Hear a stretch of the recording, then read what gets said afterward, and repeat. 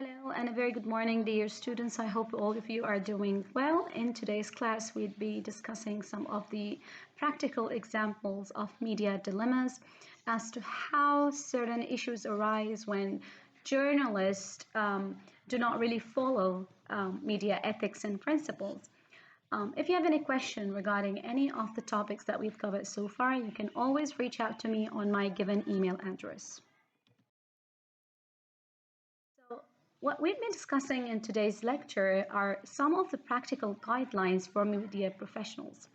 So, sooner or later, I assume that you would become a media professional, which means that you'd be working in a media setting, maybe as a reporter, a journalist, an editor, so on and so forth. So, the jobs are numerous, but knowing that you'll be part of the media setting, you should know that there are certain cases that have come to our knowledge about how people do not really follow ethics and principles of media. And this has cost them not only their reputation or their job, but also more than that. So you should be very careful knowing that you would be part of the setting. Right. So with an introduction, we all know that media ethics serves as a guideline for journalists, also content creators and media consumers all are the same, which means that media ethics, media principles are the parameters by which a journalist or any media specialist is judged. Right? So, as far as essential and honorable careers go, journalism ranks high on the list. One of the most reputable and highly paying jobs is journalism, but the cost is as sensitive as the pay, right? And the reason why it's one of the highly paid jobs and one of the highest ranks of professional jobs in the market is because of the accountability that a journalist holds for the information that they share with the public. And their engagement with communities and the world at large. So, knowing that they have to put themselves out there in the world and connect with people, connect with real world instances, means that this media reporter or this media journalist is accountable for whatever information they're passing down to the audience. That said, the field of journalism is only as noble as its individual outlets and practitioners, right? Five important ethical considerations that any media specialist has to take into account. So, consider these five ethical considerations as part of who you are and what you're going to become in the near future. So, first is protecting sources. So, whenever you need information regarding a certain incident, you have to be really careful about the sources that you're getting your information from and keep it secretive. So if anyone is passing down information to you, you have to protect the source. You cannot leak that out, okay? Second of all is protecting victims. So, whenever you get information from victims regarding any case, regarding harassment, rape, violence, criminal cases, whatsoever the cases that you're exposing and you're dealing with, you'll always need to protect the victims because victims share real instances, real life incidents that happened with them. But as a journalist, you need to always protect the victim, right? So you cannot reveal their identity. Third is privacy versus news value. So you need to always ensure that whatever news you're sharing, although it is very important, although it holds a lot of value, you need to always keep it private. You cannot, I do know that we publicize information, but the privacy leads to yields to whatever information you're getting it from. So whoever gives you that information, however value it holds, you need to always ensure that privacy or privacy is always there. You cannot just publicize where the information is coming from. Then number four, conflict of interest. So if there are two, for example, say channels who do not get along well, you cannot work with both of them because sometimes one channel is subjective and partial, and the other is objective and impartial. So their way of communicating information, their way of dealing with the public, their way of publicizing a news is generally different. So if there's any conflict of interest between two TV channels, between two journalists, between two media reporters, you have to respect that and you cannot then work with both of them. So you need to always consider if there is any conflict of interest with any media reporter. Not only that, it also means conflict of interest is in case you have a problem with a certain journalist, then you do not really work with them. So conflict of interest is a big problem in the media world. And knowing your privacy, knowing your boundaries is very important because when you do know where you stand and what your parameters are and what you seek to do with your job, then you know who you are working with and who you're not working with. And finally, your audience is your customer. So you need to persuade them to believe in the information that you're providing. And when we're selling something to our customer in the economic world, we make sure that we give them the best and we also give them an authentic and original thing. You cannot just fake selling shoes or something. You cannot give them something that's not workable, right? So consider your audience as your customers. They're those people whom you want to persuade with original content and with real content.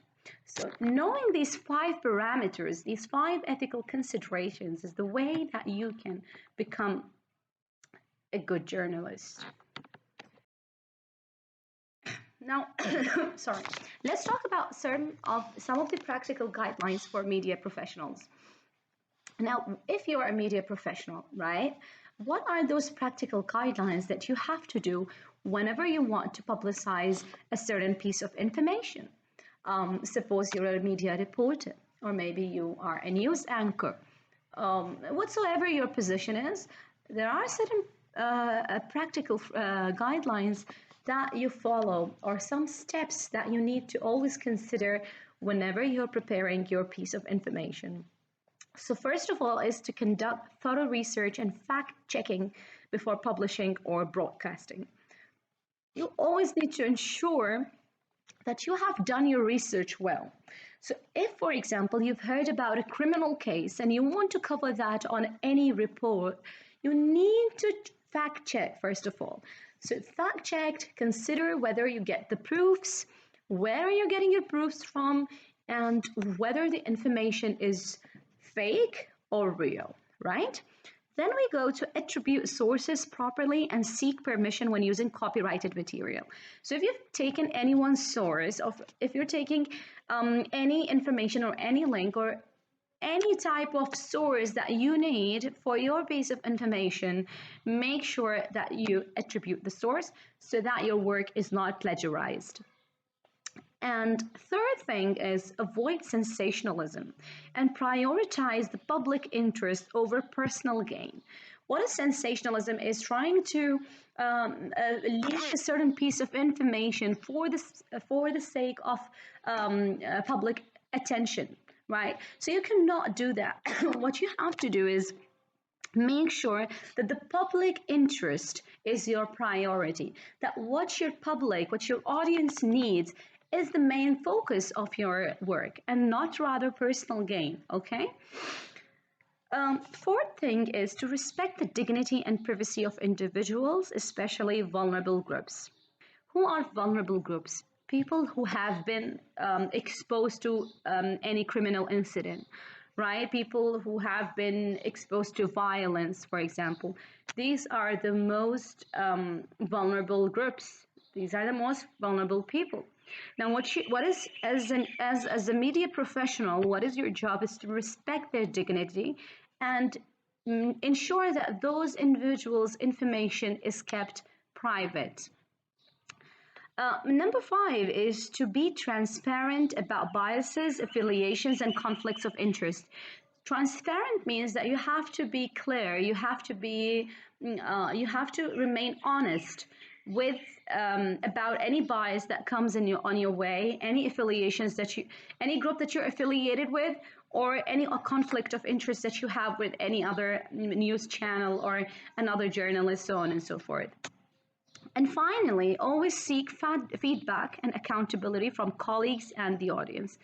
Um, I don't think that, you know, they say that criticism is always a positive thing because it helps you know where you lack, right? If you know where you stand and if you're getting their feedback and they're telling you what's wrong with your information or whether they're enjoying whatever information you're sharing with them, how is your style, what are your resources coming from, so on and so forth. If you get their feedback and you work on the criticism that they put forward, only then shall you be a good media professional, right? So always ensure that those practical guidelines is what you follow whenever you're practicing journalism. Okay, sorry. Now let's talk about some of the case studies and ethical decision making. Uh, we'll be discussing some of the case studies afterwards, but I need to first ensure that the ethical decision making is clear to you, right?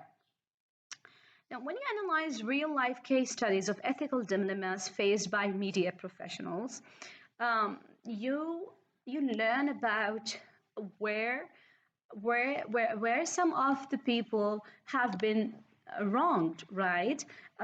If some in some cases, you've been following a certain journalist, and with the passage of time, you get to know that whatever information they're sharing, they're over exaggerating. So, for example, if they're sharing news about some road accident or a bomb blast or something, and maybe would say that maybe only 5 people died, they would over exaggerate it and make it up to 15 or 20 just to make the highlight of their news persuasive, so that people would be, you know, coming to their channel and following their content, which is not right. Now, also, we need to also encourage our students to engage in ethical decision making exercises and discussions. So the more you delve into real world media dilemmas, media cases, the more you learn about ethical considerations, the more you know about the principles that have to be followed. Now, real life case studies actually of ethical dilemmas faced by media professionals. Now, there's this person who worked at New York Times. His name was Jason Blair. Now, what happened was in 2003, the New York Times discovered that one of its reporters, so Jason Blair worked at the New York Times as a reporter. What they found out that he was actually fabricating quotes. Fabricating means that he was making quotes on his own. Those quotes actually did not exist. And he plagiarized content and falsified the sources in numerous articles, which means whatever content he was sharing, he was plagiarizing it, means he was copying someone's work without giving sources or accreditation. And he also falsified the sources in numerous articles. So when they went through some of his reports, they found out that the sources that he was sharing were actually not true. So this scandal not only damaged Blair's career, but also raised questions about the editorial oversight and ethical standards within the newspaper. Now, people did not only put the reporter Jason Blair into question, but they also questioned the New York Times credibility. And that's a huge problem, right? So now you see fact checking, falsifying information or plagiarizing content or fabricating information is is not only going to cost you your job, but also your reputation. I don't really think then Jason Blair was able to practice journalism afterwards, because once you put yourself in such cases, you're going to face years in jail, and afterwards, your license to practice journalism is taken away from you, considering that you did not follow the parameters or the ethical considerations of journalism. Example, and this is an interesting one. It was Brian Williams' false story in the NBC Nightly News. So in 2015, what Brian Williams did, who was basically the anchor of NBC Nightly News, right? He actually admitted to falsely claiming that he was aboard a helicopter, which means that he was on a helicopter which was hit by enemy fire during the Iraq War. And that's a huge information to be passed down.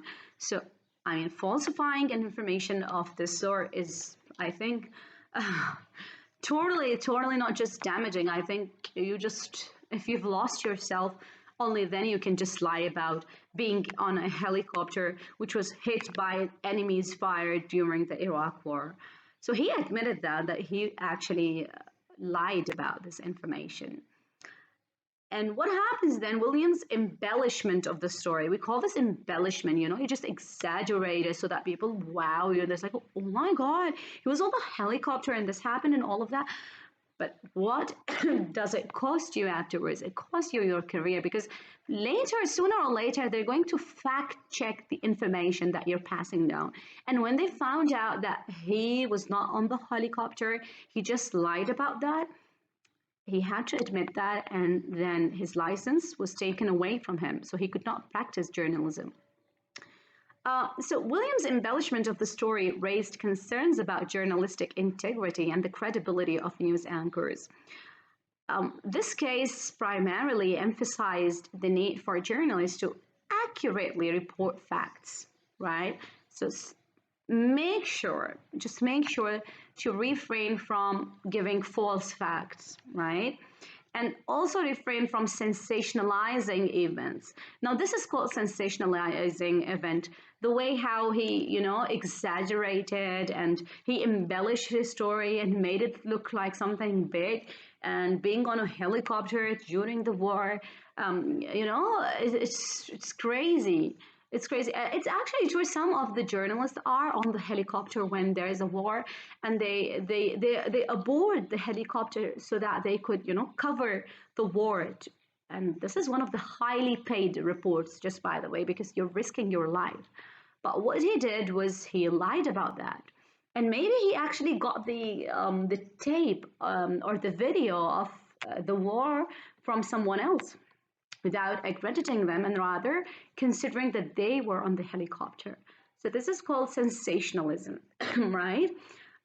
So refrain means avoid, okay? Refrain from sensationalizing events for personal gain or career advancement. If you actually cover, as a reporter, if you cover any